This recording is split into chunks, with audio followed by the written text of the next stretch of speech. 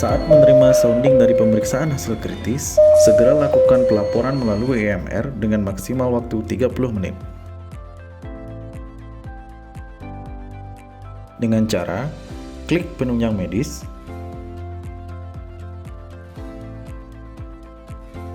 monitoring lab kritis,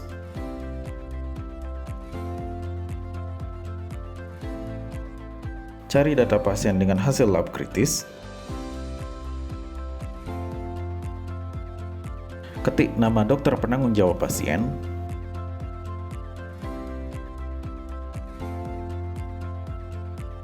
kemudian klik laporkan. Lakukan pengkajian kondisi pasien dan kumpulkan data yang akan dilaporkan, riwayat alergi, dan riwayat pengobatan pasien yang telah dilakukan.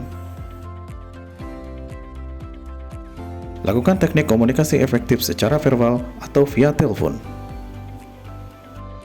Tata cara pelaporan pasien dengan cara mengkonfirmasi nama DPJP, memperkenalkan nama perawat, menyebutkan nama ruangan dan asal rumah sakit.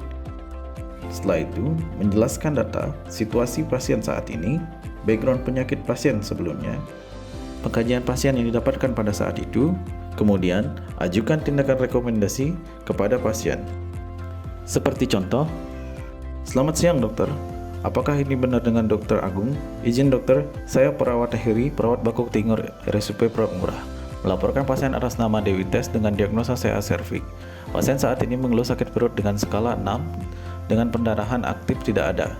Tensi 130/80 mm/Hg, kemudian nadi 96, suhu 36,8, respirasi 18, saturasi 98, berat 58 kg.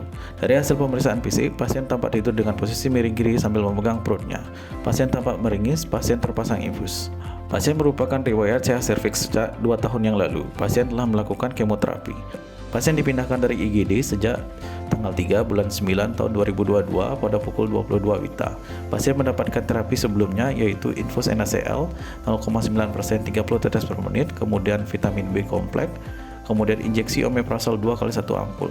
Hasil lab kritis yang didapatkan yaitu kadar Hb 5 gram per dl. Dari pengkajian, saya rasa pasien mengalami anemia. Izin dokter, apakah ada saran yang dokter berikan untuk pasien ini? Apakah perlu pasien diberikan analgetik? Apakah perlu pasien dilakukan transfusi darah? Apakah perlu pasien dilakukan pemeriksaan lebih lanjut? Setelah instruksi diberikan, tulis kembali apa yang diberikan oleh dokter, kemudian bacakan kembali, kemudian lakukan konfirmasi kembali.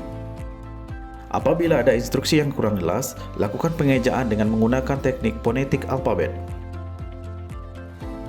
Kemudian, lakukan pendokumentasian komunikasi efektif Toolbakon pada EMR menggunakan teknik SBAR, yaitu menyampaikan situasi, background, assessment, dan rekomendasi yang akan diusulkan. Dengan cara klik EMR,